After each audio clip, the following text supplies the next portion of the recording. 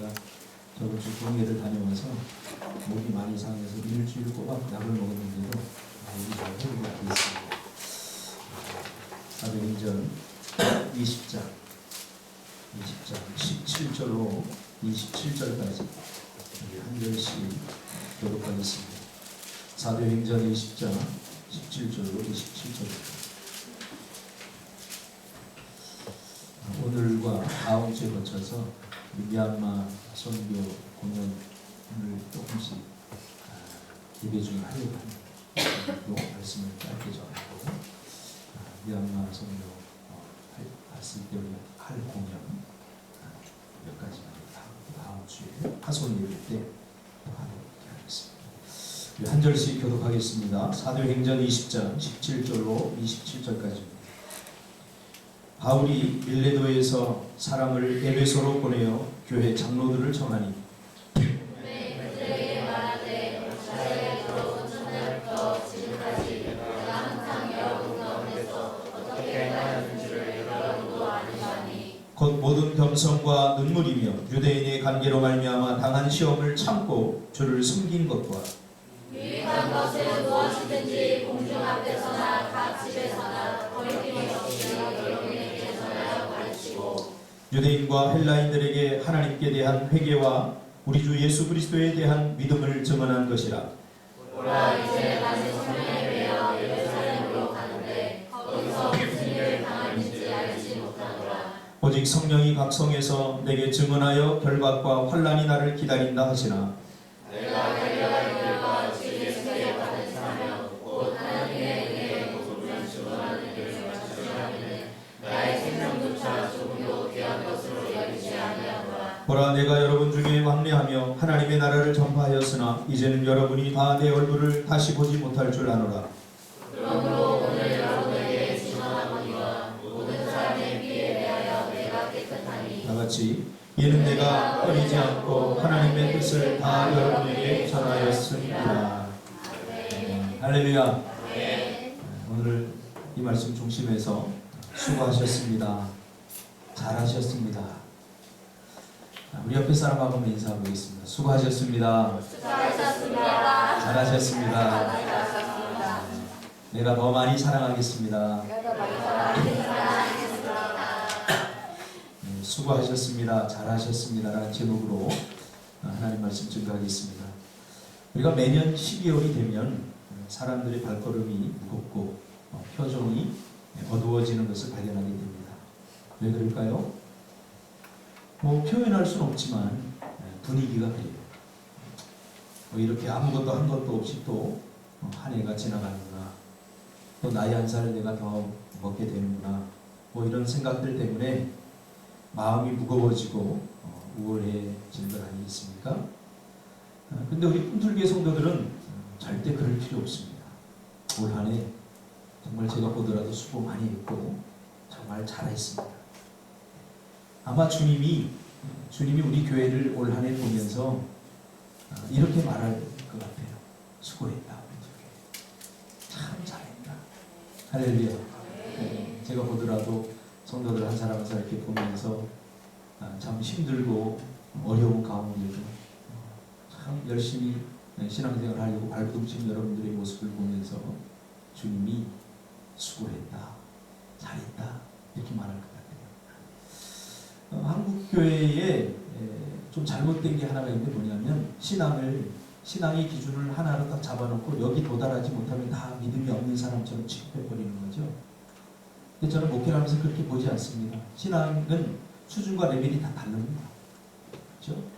다 달라요. 근데 그대로 다 인정을 해야 돼요. 이 정도 수준을 맞춰놓고 여기 오르지 못하면 다 믿음 없는 것들이고 다 나쁜 놈들이고 이렇게 보면 안 되죠. 그렇죠? 감당할 만한 시험이 있고 또 그렇지 못할 만한 신앙이 있고 다 신앙의 믿음과 수준에 따라서 다 다르다. 저는 그렇게 생각을 하고 성경도 그렇게 말해주고 있습니다. 어떤 사람은 교사를 할 만한 신앙이 있고 어떤 사람은 또 시간 좀 여유가 되지 못해서 또 하지 못하는 그런 수준도 있고 다양한 수준이 있죠. 그럼에도 불구하고 우리 교회는 작지만 작다고 앉아있지 않고 부족하지만 부족하다고 포기하지 않고 올 한해 최선을 다하는 모습을 제가 봤습니다. 그리고 참 감동이 되더라고요. 생각해보면 불가능한 일들을 올 한해 우리가 했습니다. 미얀마 선교를 시작으로 제주 선교, 비즈니스. 아마 어떤 사람들이 그럴 거예요. 야, 여기 이 주변이나 선교를 제대로 하지, 이 주변이나 전도를 제대로 하지, 무슨 미얀마까지 가고 제주도까지 가고 또 비즈니스 선교를 하면서 우리가 얼마나 고달픈 밤을 지새웠습니까? 우리 태안 집사님 같은 경우는 그 2달 동안 고민하고 눈물 흘리고 마음 졸이고 하는 것을 제가 지켜보면서 참 안쓰럽다. 그렇게 생각될 때가 한두 번이 아니었습니다. 때로는 일당 10, 일당 100 그런 정신으로 이 작은 교회지만 하나님께서 주신 사명을 감당하기 위해서 애쓰는 모습을 보면서 여러분들은 충분히 수고했습니다. 이 말을 들을 자격이 있다. 그런 생각을 하게 됩니다. 여러분 제주도 갔을 때 생각이 나죠. 제주 선교 간다 그러니까 사람들이 다 부러워해요. 우리만 아니죠. 뭐 좋은 콘도에 가서 호텔 가서 이렇게 다 자는 줄 알아요. 근데 우리는 텐트를 가지고 와서 밤새도록 모기에 물리고 이번 같은 경우는 폭풍이 와가지고 자는데 막 텐트가 날아가고 그런 우여곡절을 겪으면서 그래도 감사한 것은 한 사람도 불평하지 않고 물론 마음속으로 한 사람 몇 명 있겠죠. 그러나 같이 그 새벽에 텐트를 걷고 어느 한 사람 노는 사람 없이 달려들어서 하는 걸 보고 참 감사하다, 참 기쁘다.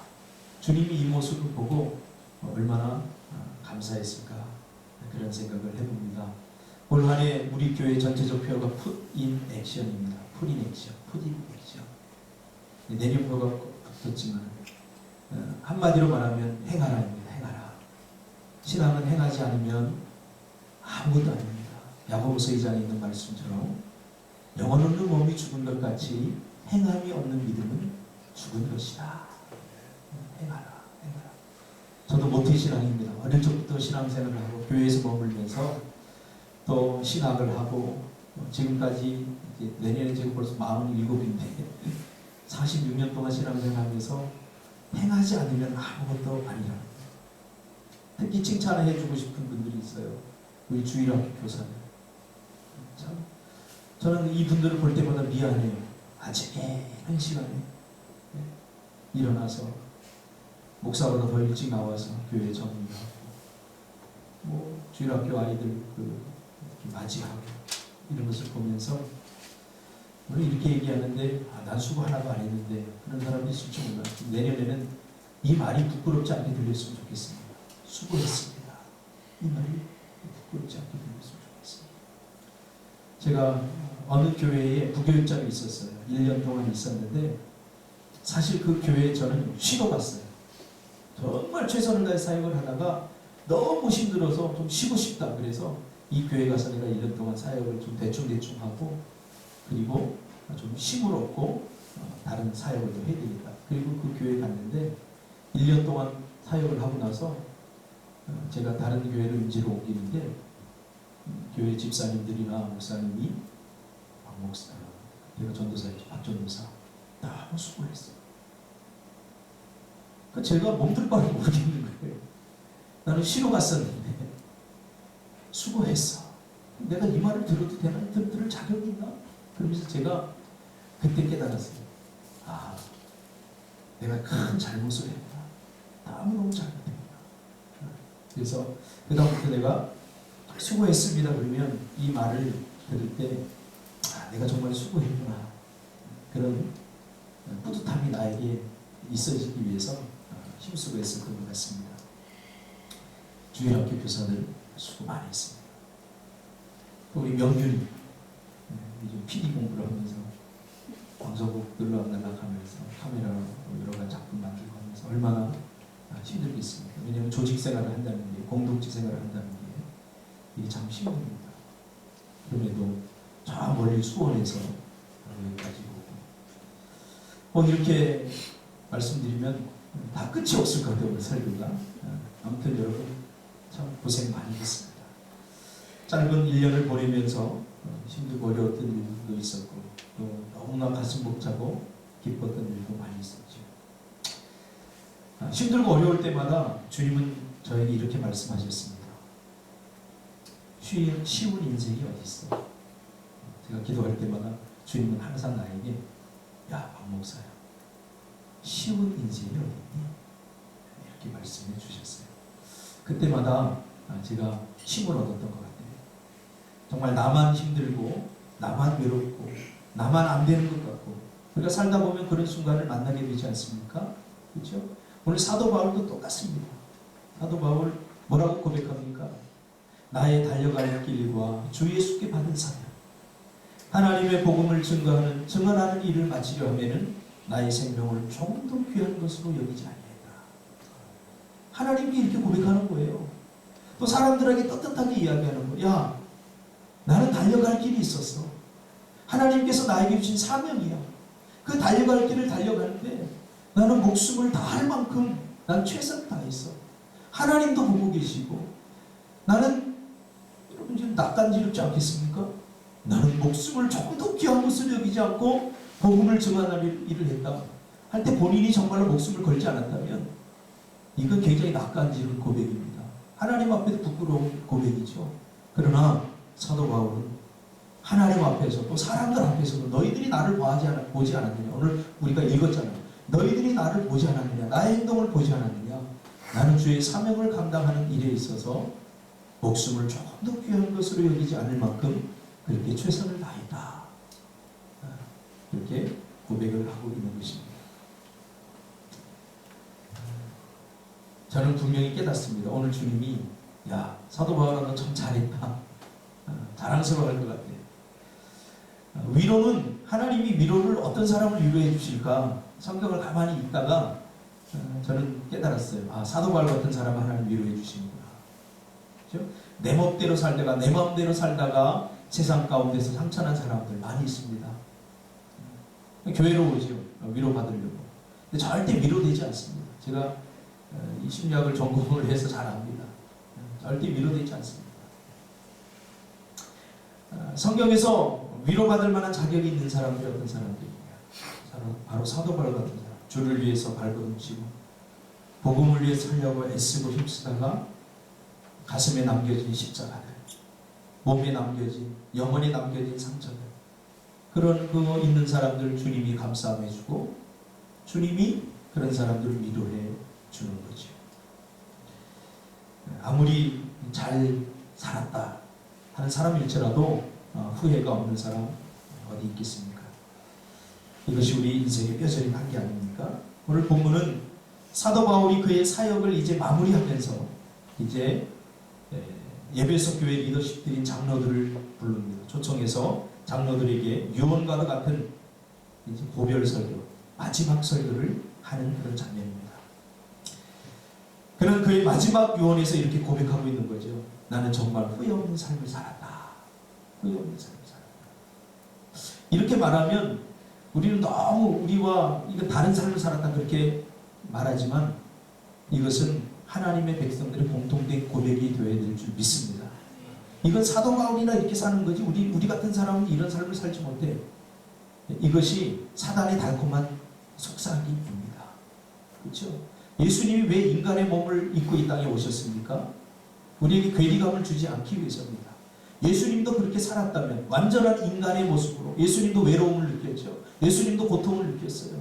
예수님도 아픔을 느꼈어요. 이건 똑같은 인간의 모습이었다는 거예요. 그래서 우리가 위로가 되지 않습니까? 위로가 돼요. 나만 고통당한다 그러면 이게 위로가 잘 안 되는데 옆에 사람도 같이 고통을 당한다 그러면 조금 위로가 돼요. 그렇죠? 그래서 우리가 대학을 시험 보고도 나만 떨어졌어 그러면 이거는 앞이 캄캄한데 수연이도 떨어졌어 그러면 수연이도 떨어졌는데 위로가 되는 거예요. 왜? 함께하고 있기 때문에. 오늘 사도 바울은 정말 후회 없는 삶을 살았다. 그러면서 후회 없는 삶을 살았는데 또 한 가지 나는 정말 그러나 행복했다라고 고백합니다. 그가 그렇게 고백할 수 있었던 이유가 뭘까요? 한 가지만 살펴보고 마치려고 합니다. 사도 바울이 정말 후회 없는 삶을 살았다. 그리고 난 정말 행복한 삶을 살았다. 정말 그랬을까요? 사도 바울의 삶을 가만히 추적해보면, 사도 바울의 삶을 깊이 들여다보면 객관적으로 봐서 이 사람은 절대 행복할 수 없는 사람입니다. 행복해서는 안 되는 사람이죠. 왜? 이 사람이 뭐 가정을 가지고 있었습니까? 아니면 뭐 아무것도 세상 사람들이 추구하는 그런 행복의 모든 조건이 단 하나도 갖춰져 있지 않아요. 그렇죠? 예수를 믿고 나서 어땠어요? 유대인의 결사대 36명. 제가 성지순례 가보니까 그 사도 바울이 복음을 전하러 다닌 그 코스를 제가 가보니까 사실은 복음을 전하러 간 코스가 아니라 도망다닌 코스입니다. 사도 바울이 유대교에 있다가 변심해서 예수를 믿으니까 이 유대인들이 결사대를 조직해서 죽여야 되겠다. 이것도 막 자꾸 헛소리하고 돌아다닌다. 그러면서 36명이 결사대를 조직하고 그 외에도 수백 명이 잡으러 다녔어요. 그래서 몇 번 잡혀서 매를 맞고 죽임을 당하기까지 했잖아요. 그러니까 가만히 보면 사도 바울의 삶은 우리가 객관적으로 볼 때 야, 이 사람 정말 행복하다. 그런 조건이 하나도 갖춰져 있잖아요. 복음을 전하다가 그 광야에서 이불 얇은 거 하나 덮고 입었던 옷이죠. 그거 덮고 자고 쫓기고 숨어 다니고 로마의 감옥에 갇히고 빌립보의 감옥에 갇히고 제가 그 감옥을 들어가 보니까 끔찍해. 들어가는 것만으로도 폐쇄공포증 걸린 사람들은 그냥 죽겠어요. 그러나 그는 나는 행복했다. 나는 정말 후회 없는 삶을 살았다라고 이렇게 말을 하는 거죠. 왜 그래요? 그에게는 분명한 그리고 선명한 사명이 있었고 그 사명을 이루기 위해서 목숨을 거는 그렇죠? 그것이 있습니다. 사명이 뭡니까? 사명을 설명할 때 두 가지 이야기합니다. 내가 하고 싶고 또 해야만 되는 일. 내가 하고 싶고 해야만 되는 일. 이렇게 두 가지 만나면 이 가운데가 겹쳐지는 부분이 바로 사명이다. 하나님이 나에게 주신. 그래서 내가 너무 하고 싶어. 그러나 하고 싶지만은 않고 해야만 되는 그 일. 그것이 사명입니다. 사도 바울도 마찬가지죠. 사도 바울은 복음을 전하는 것이 사명이었습니다. 여러분 이것이 우리 인생의 첫째 사명이 되어야 될 줄 믿습니다. 그러면 복음을 어떻게 전하는가? 이것은 다 달라요. 저처럼 이렇게 직접 복음을 전할 수도 있고 여러분들은 삶으로 전할 수도 있고 이 복음이라고 하는 것은 다양하게 나타납니다. 어떤 분 보니까 미얀마에 우리가 갔을 때 그 선교사님 이야기 들어보니까 어떤 분은 그냥 거기서 봉사만 해요. 예수 믿으란 말도 안 해요. 그냥 봉사만 해요. 불쌍한 사람들, 못 먹는 사람들 입히고 먹이고 이 두 부부가 은퇴를 하고 기업을 경영하다 은퇴를 하고 그곳에 가서 이런 봉사활동을 해요. 사람들이 야 한국에서 온 사람들이 도와준대더라. 돈도 빌려주고 막 이렇게 합니다. 그러다가 시간이 흐르면서 저 사람이 왜 우리를 도와줄까? 사람들이 관심을 갖게 되죠. 그러다가 저 사람이 교회 나가는 걸 봐요. 아, 예수 믿는 사람 뭔가 다르구나. 여러분 이것도 복음 전하는 거예요. 굉장히 수준 있는 복음 전하는 거죠. 사명이 있는 사람은 어떻게 해서든지 복음을 전하게 되어 있죠. 이 사명은 내가 왜 이 땅에 존재하는지, 무엇 때문에 살아야 하는지를 분명하게 깨닫게 해줍니다.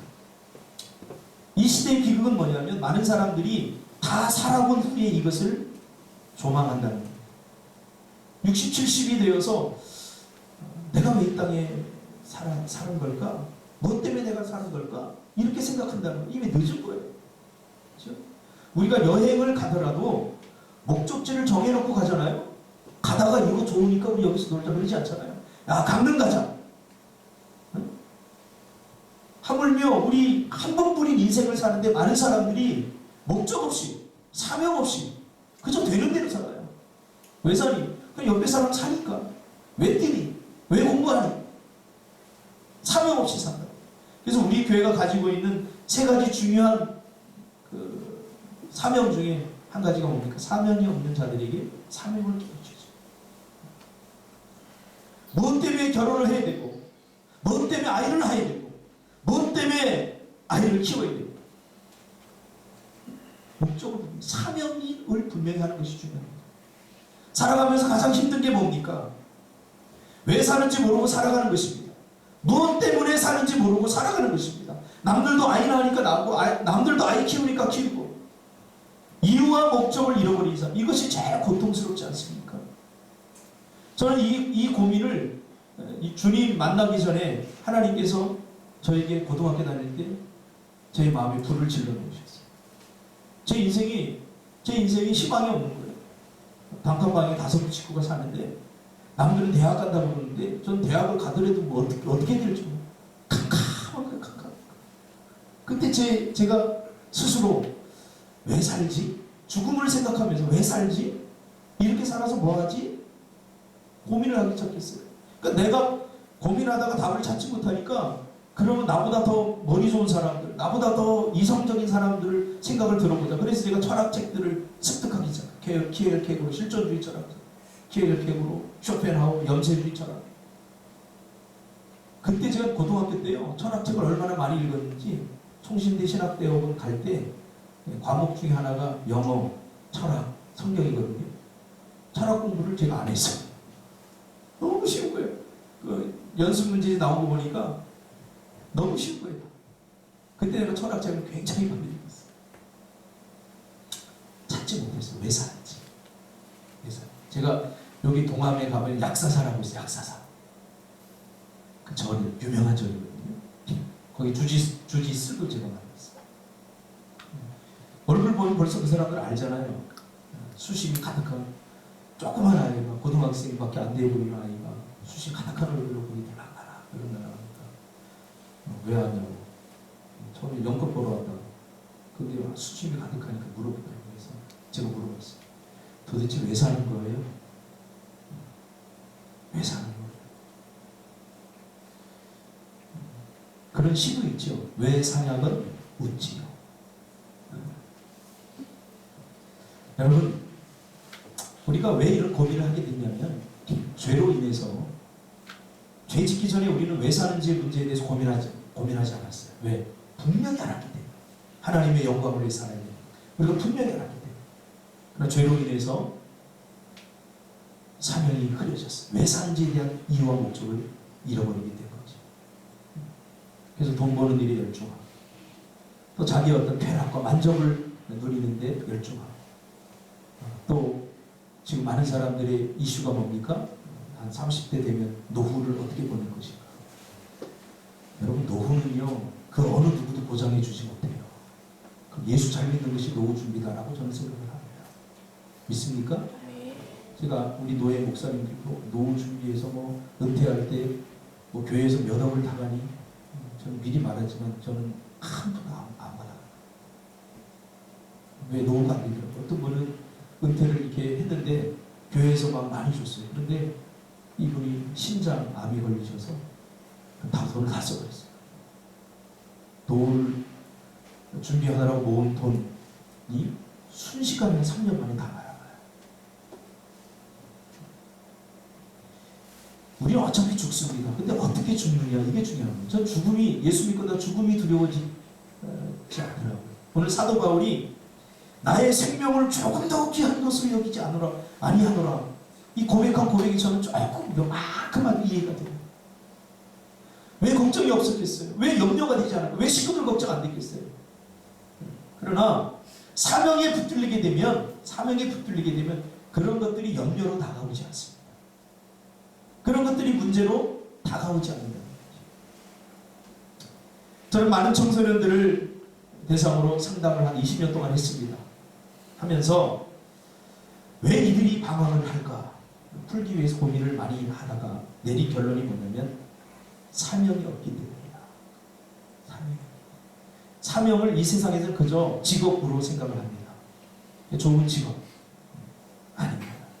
왜 공부해야 되는지, 왜 직업을 가져야 되는지. 그러니까 방황을 하는 거죠. 대학 가면 다 돼 라고 말하지만 대학 가면 더 큰 절망이 찾아오지. 오늘 우리가 영상을 보게 될 건데 황인범이라고 하는 사람.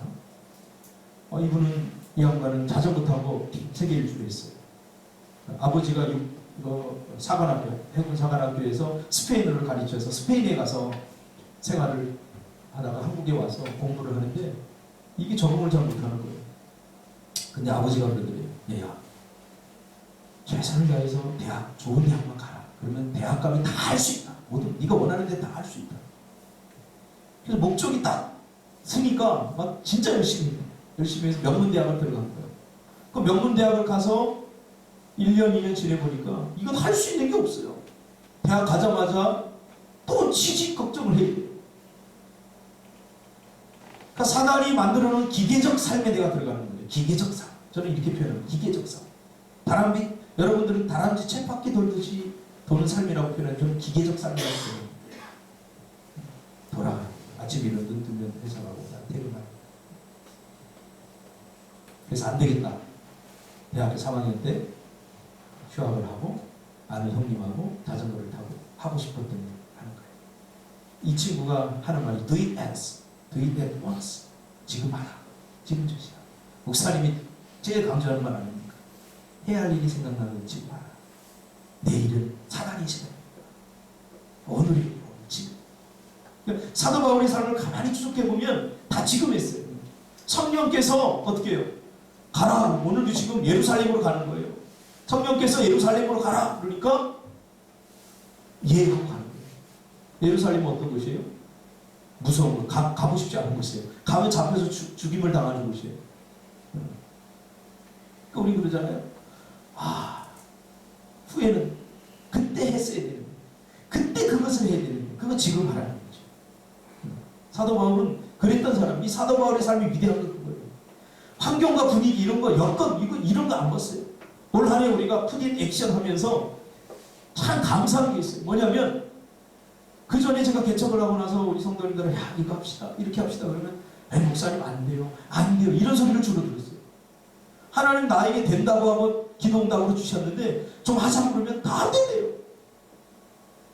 근데 작년부터 뭘 합시다 그러면 안 돼요 이런 말이 안 들리더라고요. 너무 감사해요. 너무 감사해요. 이번에 명랑을 보면서 제가 참 은혜를 많이 받았어요. 일반 은혜 속에서 이 문화를 통해서 오는 그 하나님의 은혜가 있지 않습니까? 이수진 그 배장선이 가다가 외국 배들에게 다 이렇게 사방이 다 막 포위되고 있어요. 그래서 이제 거의 죽게 된 거죠.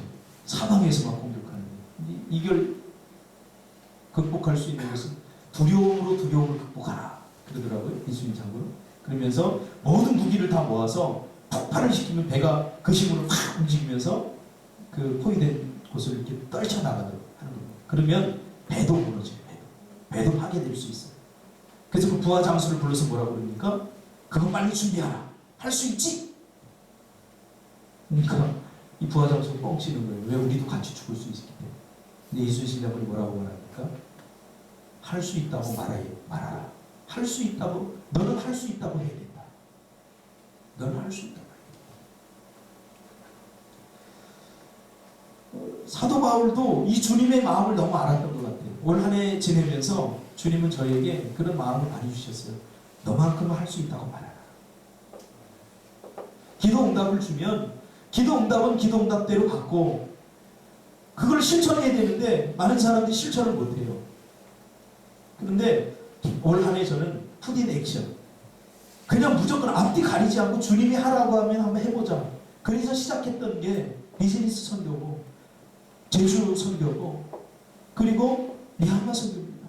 그럼 우리 교회 여건에서 할 수 절대 불가능한 일입니다. 우리 노예도 가보면 저희가 미얀마 선교하고 인도 선교 이렇게 한다니까 큰 교회인 줄 알아요. 큰 교회. 그래서 홍성구 목사님도 전번 주에 와서 한번 와보고 싶었다고 그러잖아요. 큰 교회인 줄 알아요.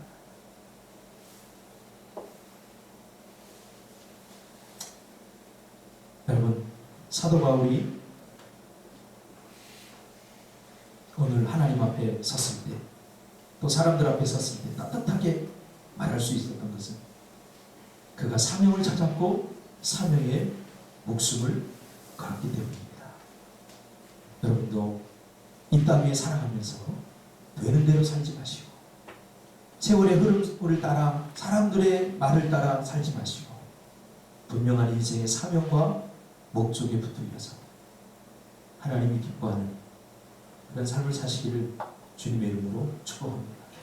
이게 믿음의 삶이에요. 그래서 무슨 일을 하는 걸 보면 이 사람이 정말로 그 일을 할 수 있다고 믿고 그 일을 하는 사람인지 아니면 그 남들도 하니까 어쩔 수 없이 하는 건지 이게 보여요. 저는 청년들한테 이렇게 무슨 일을 시켜보면 아, 저 친구는 정말 불가능한데도 이 일이 될 수 있다고 믿고 하는구나.